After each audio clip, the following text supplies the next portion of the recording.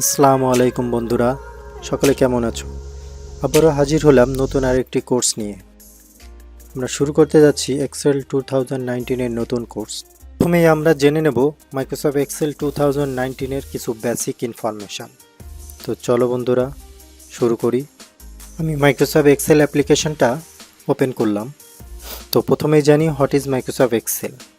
Microsoft Excel হচ্ছে এমন একটি স্প্রেডশিট প্রোগ্রাম যার মাধ্যমে খুব সহজেই অ্যাকাউন্টিং, স্কুলের রেজাল্ট শিট তৈরি, financial graph, pivot table, macro programming, যোগ বিয়োগ গুণ ভাগ এমন হাজারো ধরনের ফাংশন এবং প্রোগ্রাম ব্যবহার করে ছোট কোম্পানি থেকে বড় বড় কোম্পানির বিভিন্ন হিসাব নিকাশের ফাইল তৈরি করা যায়।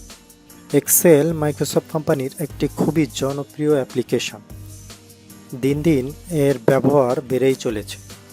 তো চলো বন্ধুরা আমরা এই মাইক্রোসফট এক্সেল সম্পর্কে কিছু বেসিক ইনফরমেশান জেনে নিই, যেহেতু আমরা এই মাইক্রোসফট এক্সেলে কাজ করব।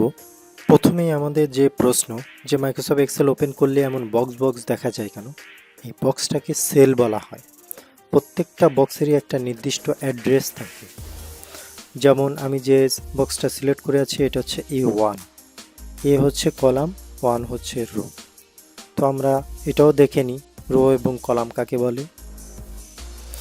রো বলতে সাধারণত বাম দিক থেকে ডান দিকের এই লম্বালম্বি অংশটাকেই হচ্ছে রো বলা হয়।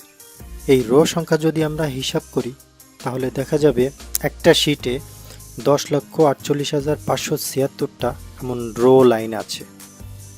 এবং কলামের কথা যদি আমরা চিন্তা করি তো কলাম হচ্ছে উপর থেকে নিচের দিকে লম্বালম্বি যে অংশটা, এটাকে হচ্ছে কলাম বলা হয়। কলাম সংখ্যা মাইক্রোসফট এক্সেলে 16,384টা কলাম লাইন। এখন আমরা যে বিষয়টা নিয়ে কথা বলবো সেটা হচ্ছে শিট। আমাদের এতক্ষণের এই টোটাল পরিসংখ্যানটা এই একটা শিটের জন্য প্রযোজ্য। তো শিট কিন্তু চাইলে আপনি শিট 1, শিট 2, শিট 3 এভাবে আনলিমিটেড শিট ক্রিয়েট করতে পারবেন।